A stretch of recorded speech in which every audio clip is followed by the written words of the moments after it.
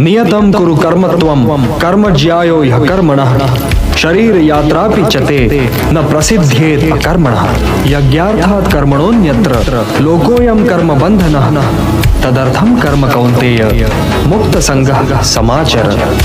हे कौन्तेय, कर्म ऐसे करो जैसे यज्ञ किया जाता है, क्योंकि कर्म ही यज्ञ है और इसका स्रोत स्वयं अविनाशी ब्रह्मा है। ये कर्म का मार्ग सीधा ब्रह्मा तक जाता है। इसीलिए जो व्यक्ति सृष्टि चक्र चलाने में योगदान नहीं करता, उसका जीवन मूल्यहीन हो जाता है। तुम इस मूल्यहीनता की ओर न जाओ पार्थ, तुम इस मूल्यहीनता की ओर न जाओ।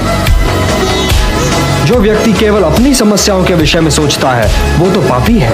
इसलिए तुम इस मोह जाल से निकलकर अपने कर्तव्यों को पहचानो पार्थ, और उनका पालन करो। हे पार्थ, कर्म फल की इच्छा ही मार्ग में बाधा है। कर्म फल की इच्छा ही तो व्यक्ति के गले में बंधा हुआ वो पत्थर है जो उसे स्वयं की तहों से ऊपर उठने ही नहीं देता। यही तो व्यक्ति को समाज से काट देता है और उसे व्यक्तिगत लाभ और व्यक्तिगत हानि की दलदल में ढकेल देता है।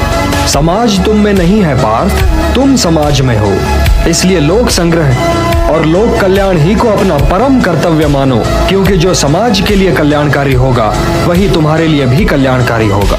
जो कर्म लोक संग्रह के लिए होगा पार्थ, उसी के द्वारा तुम्हें सिद्धि प्राप्त होगी।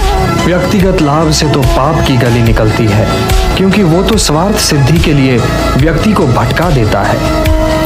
और हे पार्थ, ये भी न भूलो कि तुम एक महान पुरुष हो और लोग तुम्हें दृष्टांत मानकर तुम्हारे पीछे पीछे काम और स्वार्थ के मार्ग पर चल पड़ेंगे, क्योंकि एक श्रेष्ठ व्यक्ति का आचरण तो दूसरों के लिए दृष्टांत बन ही जाता है। मुझी को लो।